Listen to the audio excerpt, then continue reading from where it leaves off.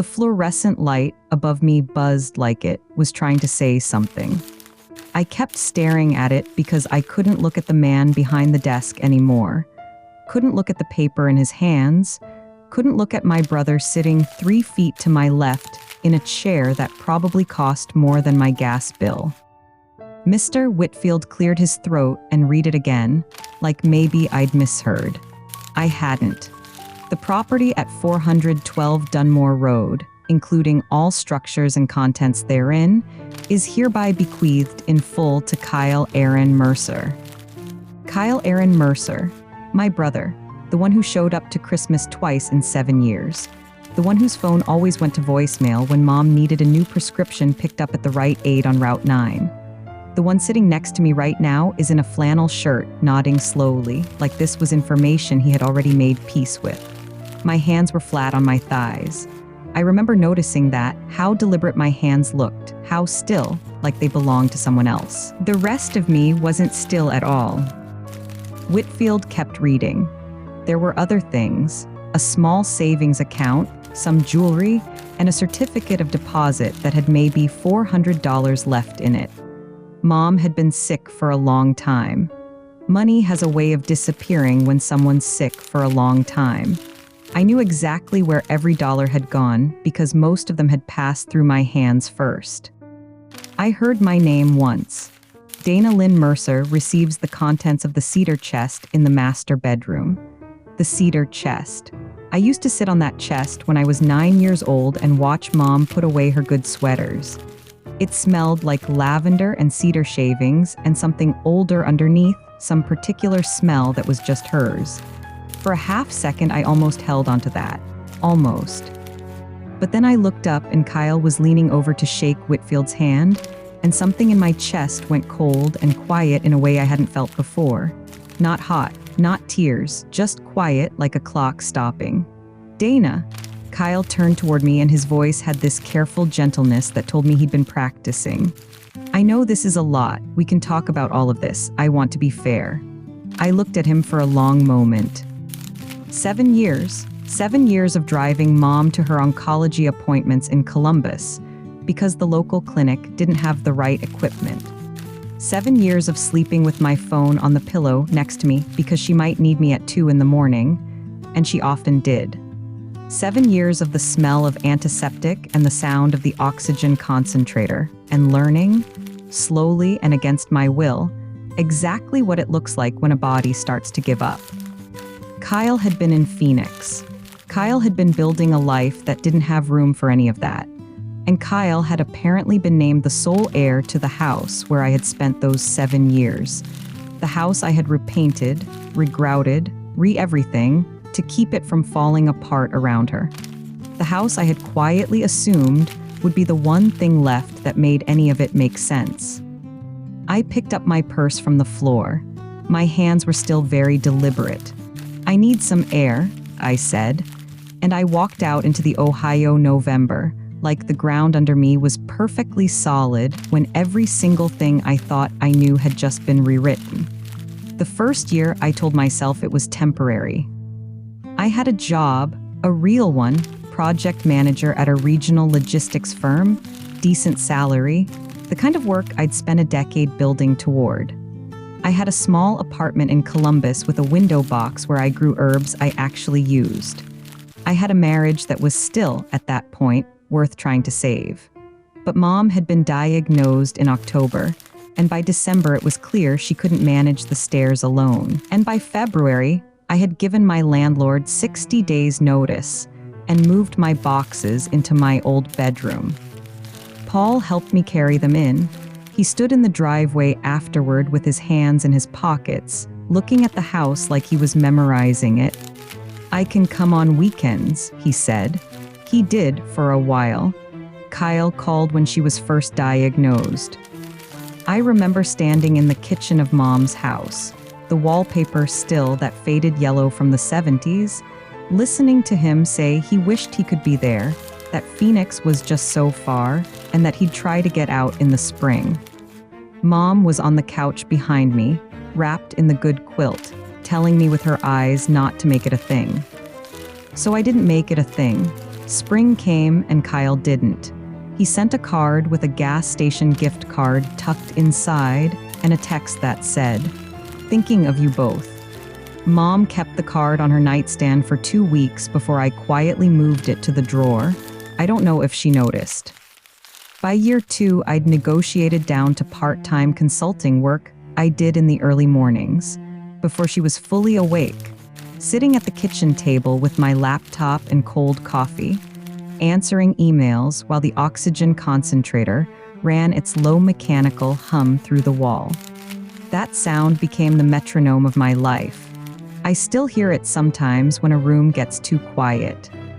The medications alone required a system. I built a spreadsheet, color-coded, time-stamped, cross-referenced with her appointment schedule, and the insurance portal that crashed every third login. I learned what to watch for when her dosage needed adjusting. I learned which pharmacist in town would call me back and which one I had to physically stand in front of. I learned things about my mother's body that no daughter should have to learn, and I learned them without flinching because flinching wasn't an option. Paul stopped coming on weekends sometime in year 3. That's not entirely fair. We tried counseling, we tried scheduling, we tried the whole vocabulary of a marriage that's running out of road. But I couldn't leave and he couldn't stay, and eventually the distance between those two facts became permanent. He was decent about it. We both were, decent and exhausted. Kyle texted when the divorce was final. "So sorry, Dana. Are you doing okay?" I stared at that message for probably 4 minutes, then I put my phone down and went to give Mom her evening medications and sit with her while the news played, because that was the hour she liked company best, and I was the only one there to give it.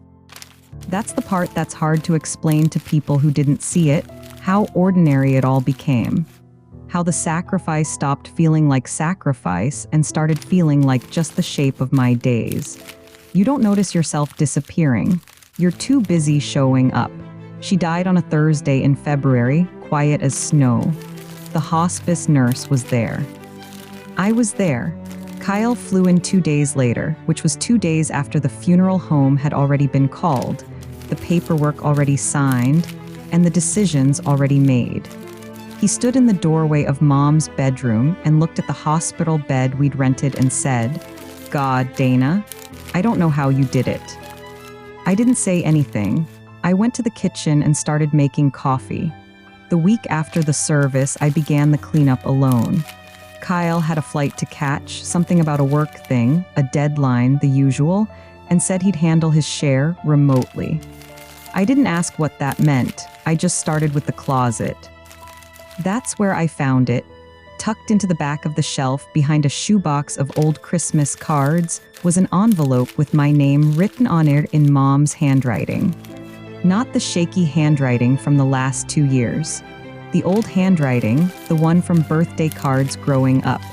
Deliberate, careful. I sat down on the edge of her bed and just held it for a minute. The letter was 4 pages, front and back, written in the same careful hand. She'd started it in year 4 of her illness, she said. She'd revised it twice. The first 2 pages were things I already knew she felt: love, gratitude, and the specific guilt a mother carries when she watches her child rearrange their whole life. I read through those pages the way you read something while your hands are shaking and you're trying to pretend they aren't. Then I got to page 3. "I know about the house," she wrote. "I know what Kyle suggested, and I know what I agreed to, and I need you to understand why." She'd worried about me, not the way people say that as a courtesy. She meant something specific. She'd lain awake in that hospital bed listening to me move through the house at night. The creak of the 3rd step, the sound of the refrigerator, and the particular way I closed the back door so it wouldn't wake her. And she had decided that I would hate this house when she was gone. That 7 years of bedpans and medication schedules and canceled plans would turn every room into a reminder of everything I'd given up. She didn't want that for me. She couldn't stand the thought of me trapped here by wood and plaster and memory. So I made a different plan for you. She'd taken out a life insurance policy. Not large, but not nothing enough to matter. She'd named me as the sole beneficiary and kept it separate from the estate, separate from anything Kyle knew about, separate from the will. Her way, she wrote, of making sure I had something that was entirely mine. No house, no argument, no negotiation, just mine. I thought you'd be free, she wrote. I thought Kyle would take care of the property and you could finally go somewhere new. I thought I was protecting you.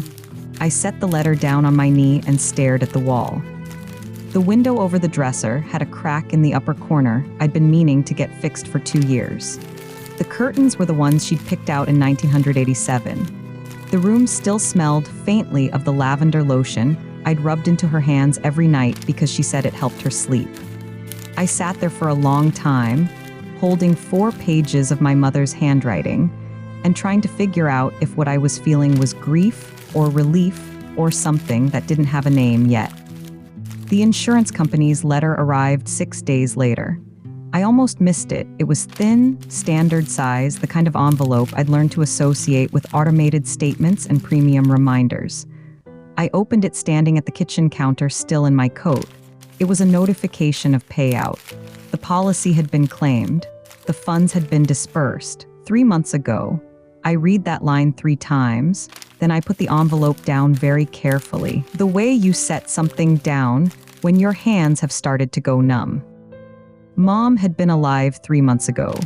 She'd been in the hospital bed in the living room 3 months ago, and I'd been cutting her pills in half and tracking her fluid intake on a yellow legal pad I kept on the counter. She hadn't been signing insurance forms 3 months ago.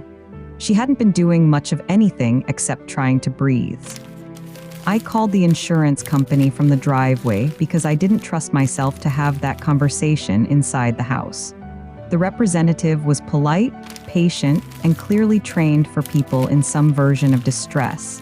She walked me through what their records showed: a claim form, a death certificate which had to have been forged because Mom was still alive at the submission date, a signature. The name on the form was mine. I stood in the driveway with the phone against my ear and the November air going right through my jacket, and I did not say anything for long enough that the representative asked if I was still there. "Yes," I said. "I'm still here." It hadn't been hard to piece together after that, not really. Kyle had flown in for 4 days back in September. I remembered because I'd been grateful, genuinely grateful, and foolishly. He'd said he wanted to help.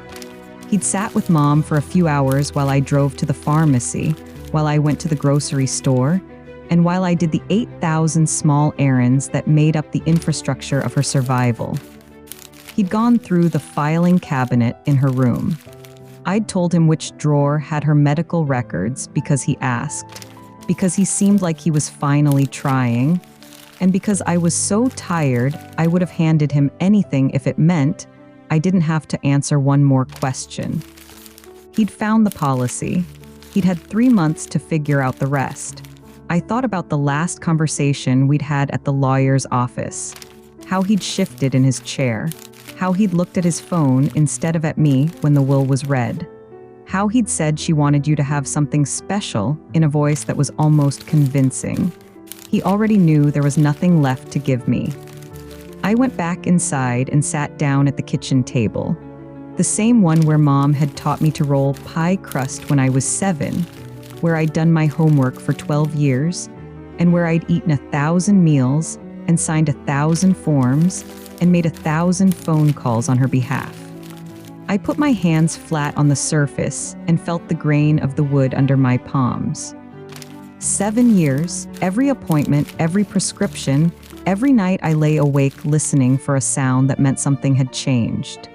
And Kyle had walked in for 4 days, gone through a filing cabinet, and walked out with the one thing she'd tried to protect me with. She had loved me. I believed that now, reading her letter. She had tried. He'd made sure it didn't matter. I called an attorney the next morning, not the one who'd handled Mom's estate. A different one, a woman named Patricia Holt, whose office was 2 towns over and whose reputation I'd heard about from a former coworker. She had a way of listening that made you feel like every word you said was evidence. I laid it out for her. The life insurance policy, the timing, Kyle's access to the filing cabinet in the weeks before Mom died, the account number I'd found on that slip of paper, which turned out to belong to a private savings account Mom had opened years earlier and never mentioned it to me. Patricia set down her pen. How much? $62,000. She didn't flinch. And your brother withdrew it after her death? 11 days after. She picked the pen back up. The legal process took 9 months. I won't pretend it was clean or fast or that justice arrived the way it does in movies, with a gavel and a clear moment of triumph. There were depositions. There were documents Kyle's attorney tried to suppress. There was a Wednesday afternoon when I sat in a conference room across the table from my brother for 3 hours while lawyers talked over both our heads, and Kyle wouldn't look at me once. Not once. He stared at the wall at the table, and at his own hands. I stared at him. I needed him to feel it. The settlement came in February. Kyle repaid the funds and surrendered any claim to contest the forced sale of the house.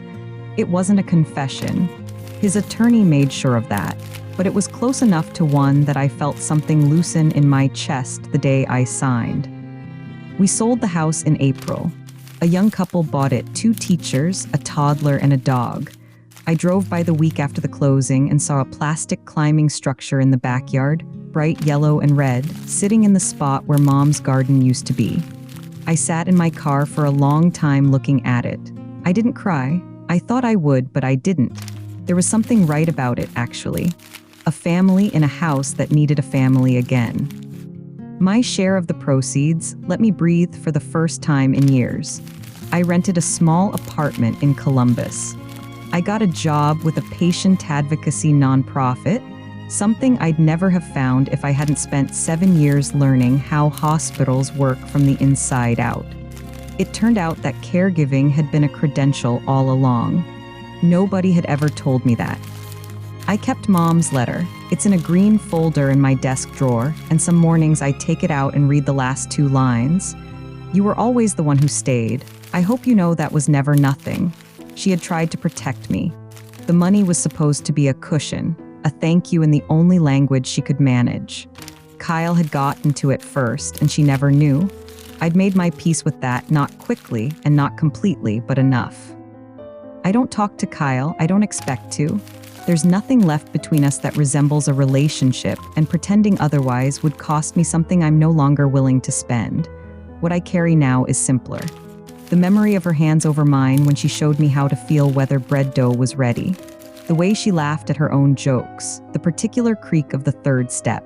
She loved me. She tried. That's mine. Kyle can't file it away.